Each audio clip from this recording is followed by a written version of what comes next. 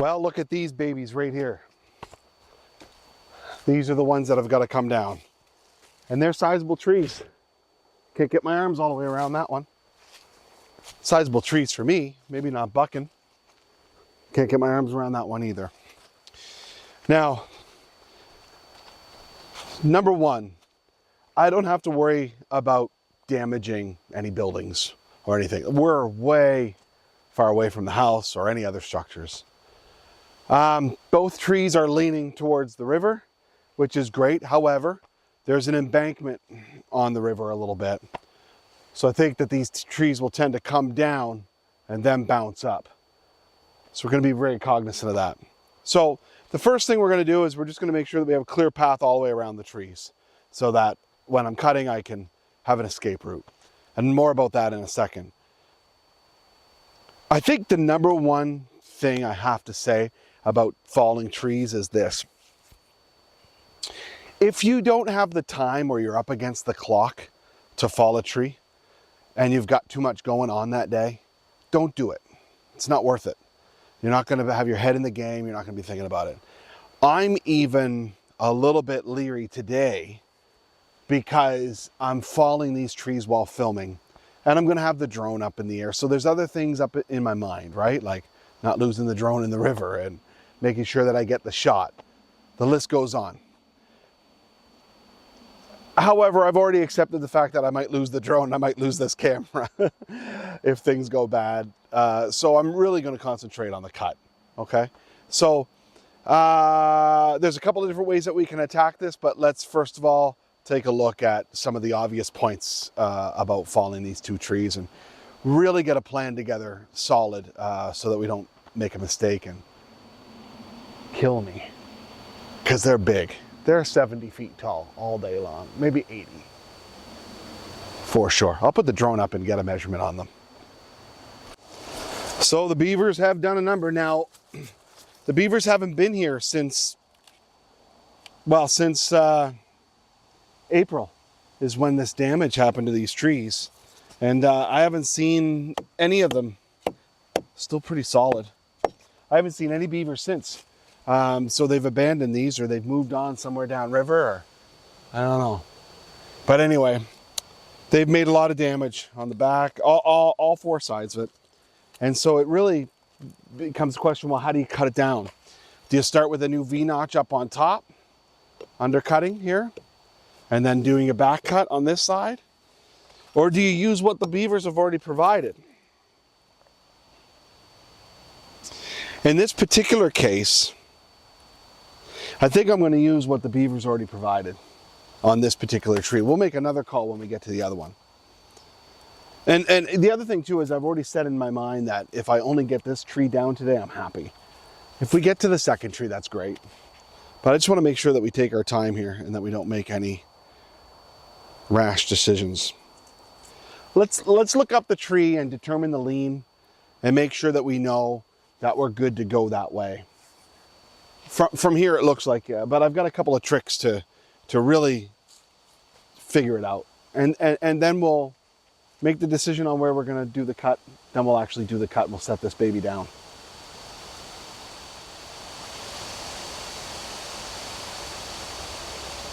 It's moving a lot in the wind, which is what's making me nervous about leaving them stand here.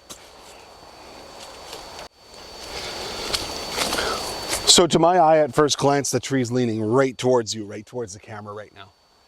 So what I like to do is I like to get right up to the tree and almost hug it. Put my glasses on so I can see. And when you get right up to it, you put your belly up against it, you can really see which way it's leaning. So it's heading this way quite a bit too. It's a big, thick, heavy tree that has branches going. Yeah, it's kind of leaning that way a little bit. So like more, you know, on an angle to the camera, which is fine because we have nothing over here. We can drop that tree that way. It'll be great. But I'm going to try to drop it just a little bit more towards you, towards the camera, just because there's a nice clean path for us to junk it up here. So if we can set it there, that'd be great. There's a couple things in back here that we need to get rid of so that we're safe while we're cutting, which is no problem. We'll get rid of that stuff. I gotta cut that. This guy here can just be pulled out.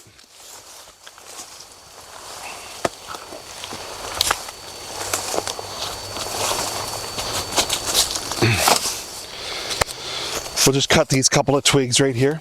This guy. I got my wedges and everything down here. I didn't bring my tool belt. I don't want anything on me, so I can make a quick and easy escape. Let's check it out from here. Yeah, so we've got a lean that's going that way, maybe a little bit over. Okay, let's get set up to make this cut. I think it's going to be fine. So I think I'm going to put you, the camera, the audience, just over here on the back cut. The camera's quite close to the tree, actually. And I'll put the drone up over in the sky over the river so that you can get a view of this falling down. And hopefully it all goes to plan. So I got my pants on. I'm going to take this hoodie off because it's a little warm. And I'm going to get my helmet on, and I'll put the drone up in the air, and we're gonna go ahead and make this cut. Oh, there's another consideration here. There's a branch hanging in the tree right now. There's a branch, like a widowmaker up in the tree, and it's kind of straddling over a branch right up there. I didn't notice that till just now. We're going to keep an eye on that. I think it'll be fine. I don't think it'll come down. There's no way I can get it anyway, so we got to take the risk. Okay, we're going to clean up what the beavers gave us here. Make that a nice hinge point, and then do the back cut. So let me get my final preparation going here. Warm enough.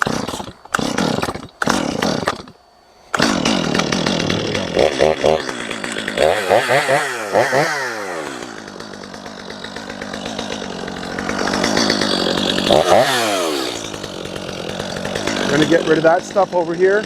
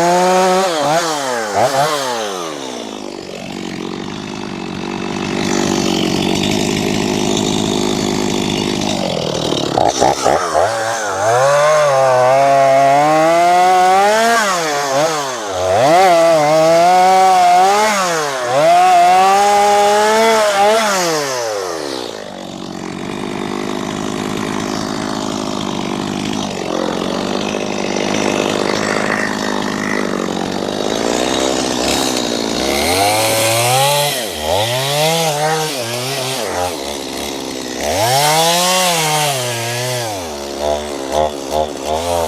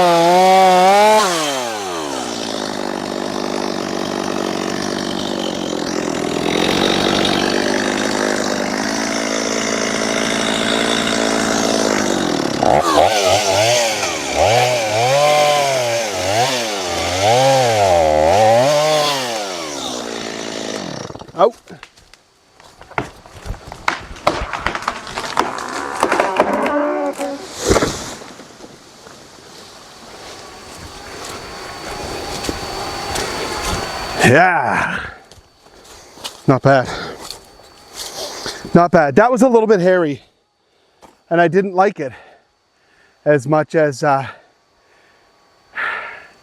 just prefer to deal with trees that aren't damaged already. It was weird. I had to kind of upcut just a couple of times, and then I started the back cut and it wasn't lining up at all. So I had to kind of go back in, and just as I was going back in, I kept looking up the tree, looking down and listening, and all of a sudden I heard crack, crack, crack.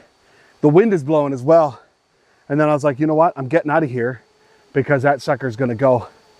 Don't just turn around and run away from a tree. You gotta look at where the tree's going and get an idea. You've got a second or two.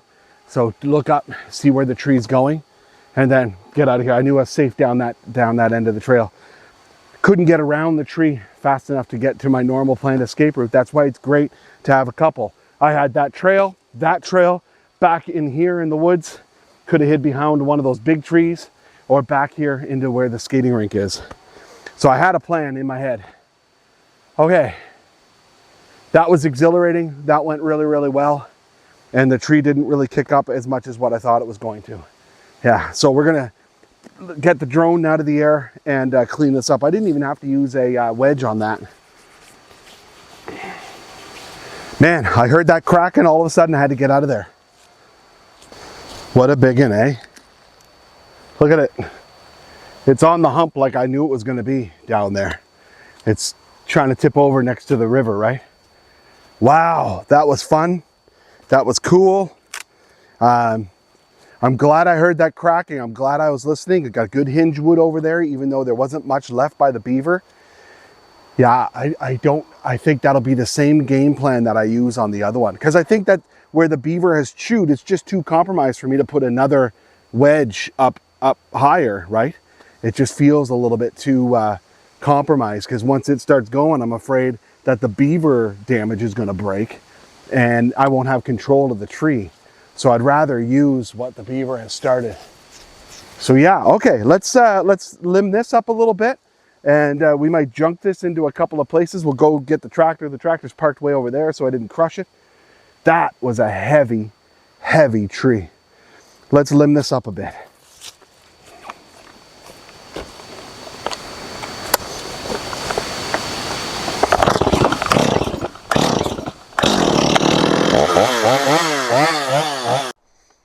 I ran and got the tractor just to be able to separate these guys,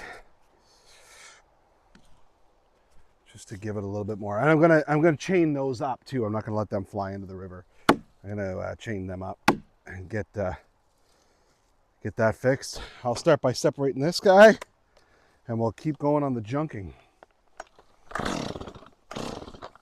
Clean this mess up.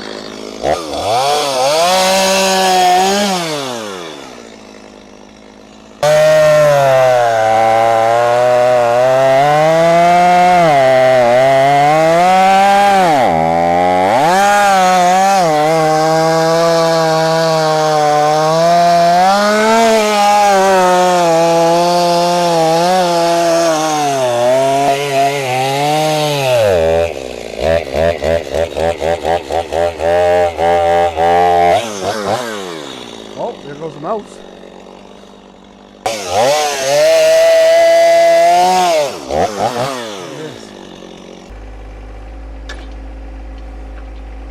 That's good and heavy. You gotta have a ballast on your tractor when you're lifting this stuff.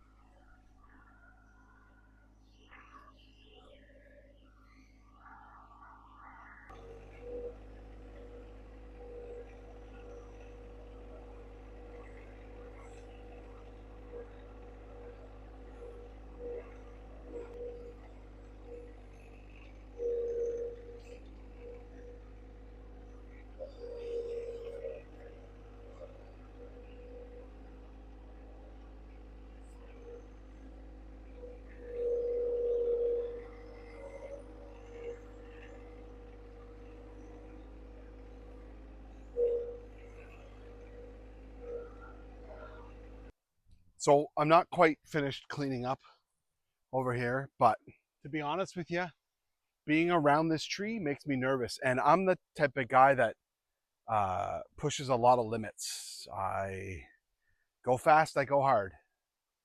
And this is making me nervous. So if this is making me nervous, that should tell you something.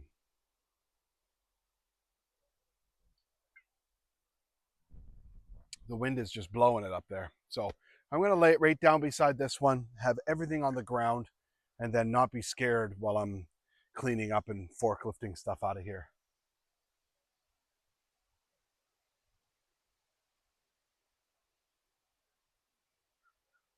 That's moving a lot, and it's just making me scared. So we're going to take it down.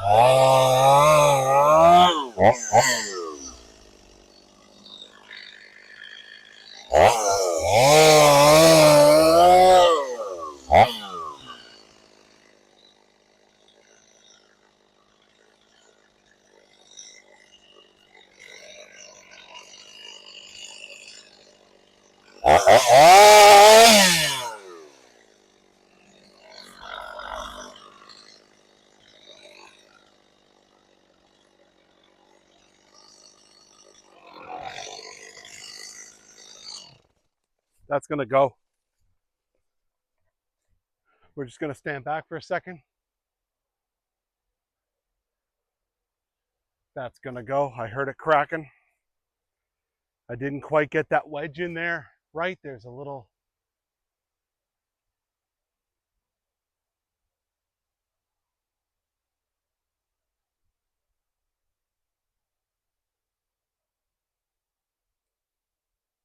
We're just watching it here now. I'm going to try to kiss that other side one more time.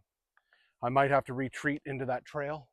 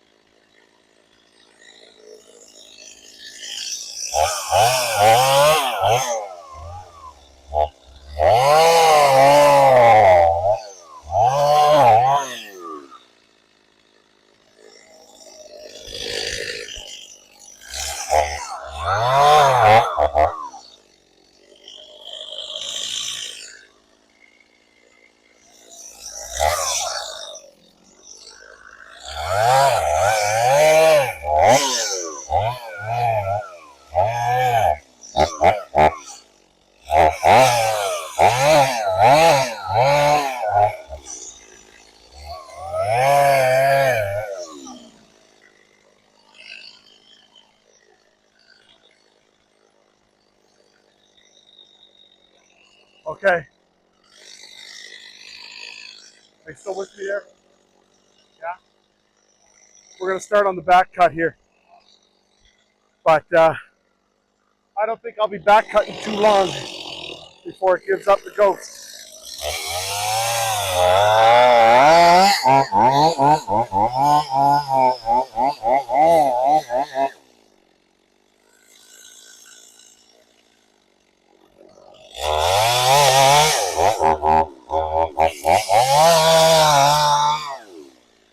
There it goes.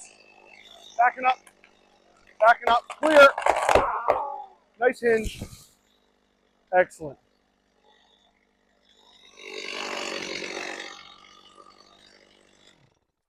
Excellent. That was a good fall. That was a good fall. Whew, man, the adrenaline gets going though when it's some of your first time handling gargantuans like this. This isn't even really a big tree, is it? Like compared to like what they do out in Vancouver and out west and stuff. But it's certainly a big tree for me. It's the first time I've ever taken down something this size. I can't get my arms around it, right? It's a big tree. But as you can see, we got lots of hinge wood here. And it really pulled. I wanted that hinge wood to hang on so that it was a really, really slow. That way I can look up at the tree and back up. All I did was back up gracefully while watching it to watch where it goes.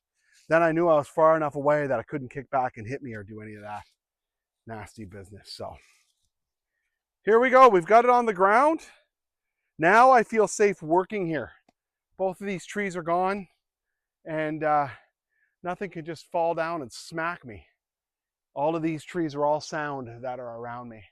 So I feel a lot better about that. So we can junk for a little bit. And we got to get those pulled out of there as well. But we will do all of that right this second. How do you feel about that? Put in the comments, do you think I did anything really wrong? I mean, to me, I was working on some pretty crappy conditions, right? Because the beaver cuts low, so now you got to bend over and saw. You can't saw kind of where we should, right about our belly button, and be able to see everything. And I don't want to get on my knees because I want to be able to get out of there if something goes wrong. I don't know. I think considering everything that I had up against me, the fact that I'm still standing here, nothing's broken, didn't break any equipment, didn't kill myself, that's a success, right? Yeah. Please put it in the comments if you think I did anything wrong. We're gonna junk this up here, right here. Just let that fall 8 feet or so. Another 8 feet, another 8 feet. Then we'll grab the tractor and we'll skid that stuff up the embankment so we can continue junking it right there. And then we're going to haul off these 8-foot pieces to the end of the trail, and where we'll store them until we figure out what we're doing, junking and splitting the rest of it, getting it dried up and all that.